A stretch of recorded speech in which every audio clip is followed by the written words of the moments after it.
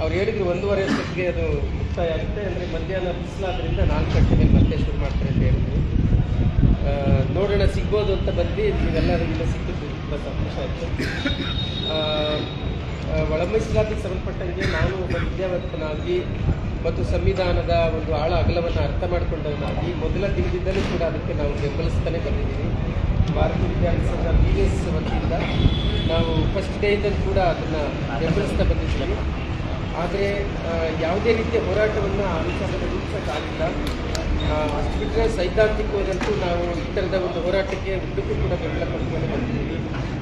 ಯಾಕೆ ಅಂತ ಅಂದರೆ ನಮ್ಮ ಭಾರತ ಸಂವಿಧಾನದ 16ನೇ ಆರ್ಟಿಕಲ್ ಪ್ರಕಾರ ಯಾರಿಗೆ ಸರ್ಕಾರಿ ವಲಯದಲ್ಲಿ ಅಥವಾ ನೌಕರಿಯಲ್ಲಿ ಸೂಕ್ತವಾದಂಥ ಪ್ರಾತಿನಿಧ್ಯ ಸಿಕ್ಕಿಲ್ಲ ಅಂಥ ಸೂಕ್ತವಾದಂಥ ಪ್ರಾತಿನಿಧ್ಯವನ್ನು ಸಿಗದೇ ಇರೋರಿಗೆ ಕಲ್ಪಿಸಿಕೊಡುವುದೇ ಒಂದು ಸಂವಿಧಾನದ ಮೂಲ ಧ್ಯೇಯ ಆಗಿರೋದ್ರಿಂದ ಈ ಹೋರಾಟವನ್ನು ಯಾವುದೇ ಒಬ್ಬ ಸಮಾನತೆ ಬೆಂಬಲಿಸಬೇಕಾಗಿದೆ, ಬೆಂಬಲಿಸೋದು ಧರ್ಮ ಆಗಿದೆ ಅಂತೇಳಿ ನಾವು ಕೂಡ ನಮ್ಮೆಲ್ಲ ವಿದ್ಯಾರ್ಥಿ ವಲಯದಲ್ಲಿ ಎಲ್ಲ ಜಿಲ್ಲಾ ಮತ್ತು ತಾಲೂಕು ಮತ್ತು ಎಲ್ಲ ಪದಾಧಿಕಾರಿಗಳಿಗೆ ಕರೆ ಕೊಟ್ಟಿದ್ದೀವಿ.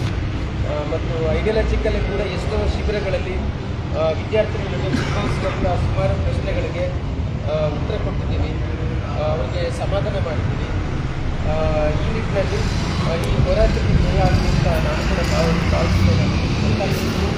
ಮತ್ತು ಕರ್ನಾಟಕ ಸರ್ಕಾರ ಯಾವುದೇ ಮೀನಮೇಷವನ್ನು ಎಣಿಸ್ತೇನೆ ಮತ್ತು ಆ ಸಮಿತಿ ಮಾಡ್ತೀವಿ ಈ ಸಮಿತಿ ಮಾಡ್ತೀವಿ ಅಂತ ಮತ್ತಷ್ಟು ಪೋಸ್ಟ್ಪೋನ್ ಮಾಡ್ದೇನೆ ಆದಷ್ಟು ಶೀಘ್ರವಾಗಿ ಒಳ ಮೀಸಲಾತಿಯನ್ನು ಜಾರಿ ಮಾಡಿದ್ರೆ ಅಸ್ಪೃಶ್ಯ SC ಲಿಸ್ಟಲ್ಲಿರ್ತಕ್ಕಂಥ ಎಲ್ಲ ಸಮುದಾಯಗಳಿಗೆ ನ್ಯಾಯ ಸಿಗುತ್ತೆ ಅಂತಕ್ಕಂತಹ ಒಂದು ಒತ್ತಾಯವನ್ನು ನಾನು ಕೂಡ ಈ ಮೂಲಕ ಸರ್ಕಾರಕ್ಕೆ ಮಾಡಲು ಇಷ್ಟಪಡ್ತೀನಿ.